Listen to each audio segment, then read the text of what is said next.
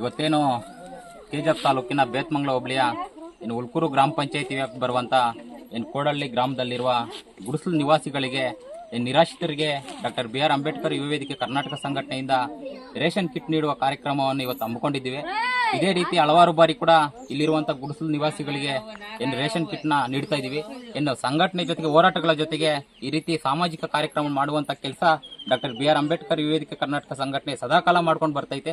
ಯಾವುದೇ ರೀತಿಯಲ್ಲಿ ಇಂತಹ ಬಡವರು ಆಗಿರ್ಬೋದು, ನಿರ್ಗತಿಕರಿಗೆ ಇಂತಹ ರೇಷನ್ ಕಿಟ್ ಕಾರ್ಯಕ್ರಮವನ್ನು ನಾವು ಪ್ರತಿದಿನ ಕೂಡ ನಾವು ಮಾಡ್ಕೊಂಡು ಬರ್ತೀವಿ. ಇಂತಹ ಏನೇ ಊಟದ ಸಮಸ್ಯೆ ಇದ್ದಲ್ಲಿ ಅಂಬೇಡ್ಕರ್ ಯುವ ವೇದಿಕೆ ಕರ್ನಾಟಕ ಸಂಘಟನೆ ಗಮನಕ್ಕೆ ತಂದಾಗ ಕೂಡಲೇ ಅಲ್ಲಿ ಭೇಟಿ ಮಾಡಿ ನಮ್ಮ ಕೈಲಾದಷ್ಟು ಸಹಾಯವನ್ನ ನಾವು ಮಾಡ್ಕೊಂಡು ಬರ್ತಾ ಇದೀವಿ. ಯಾಕಂದ್ರೆ ಅಂಬೇಡ್ಕರ್ ಯುವ ವೇದಿಕೆ ಕರ್ನಾಟಕ ಸಂಘಟನೆಯು ಹೋರಾಟಕ್ಕೆ ಸೀಮಿತ ಆಗಿದೆ. ಈ ರೀತಿ ಸಾಮಾಜಿಕ ಚಳುವಳಿ ಕಾರ್ಯಕ್ರಮ ಮಾಡುವಂತ ಕೆಲಸವನ್ನ ನಾವು ಮಾಡ್ಕೊಂಡ್ ಬರ್ತಾ ಇದೀವಿ. ಇದೇ ರೀತಿ ಮಾಡ್ಕೊಂಡು ಬಂದು ಮುಂದಿನ ದಿನಗಳು ಕೂಡ ಈ ರೀತಿಯ ಕಾರ್ಯಕ್ರಮವನ್ನು ಮಾಡ್ತೀವಿ ಅಂತ ಹೇಳ್ತಾ ನನ್ನ ಮಾತನ್ನು ಮುಗಿಸ್ತಾ ಇದ್ದೀನಿ.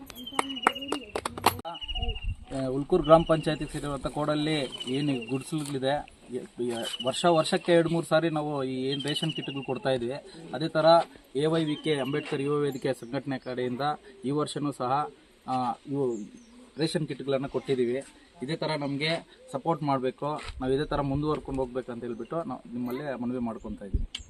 మాకేమి లే, ఇది మటుకు రేషన్ తెచ్చి ఏడాది మీరు ఇస్తా ఉండారు. ఆ రేషన్ తినుకొని గుడిసెల్లో ఉండేదే మేము. ఏమో మాకు అంత గుడిసె ఏదో చేసి ఒక ఇంట్లో ఏమన్నా చేసి ఇవ్వండి, మేము పేదోళ్ళు బిడ్డలు సాకేదే లే, ఈడుండేదే మేము. మీకు నమస్కారం స్వామి, అంత మటుకు చేసి 20 ఏళ్ళు ఇంకా ఉన్నాము.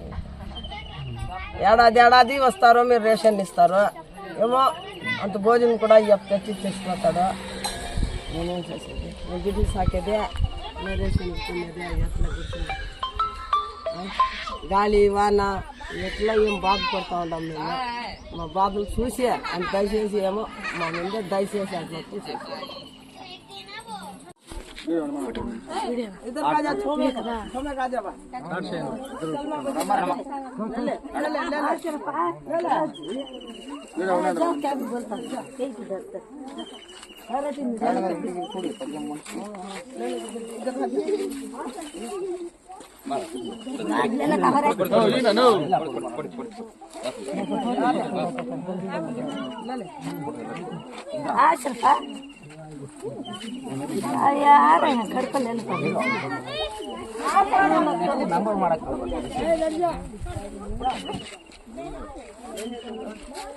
ఫోను పట్టుకొని నువ్వు 2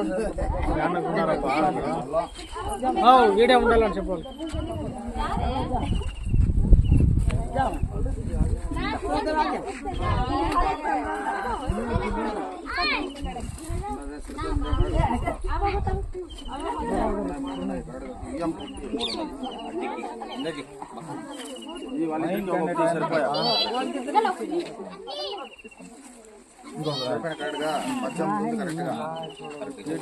అట్లా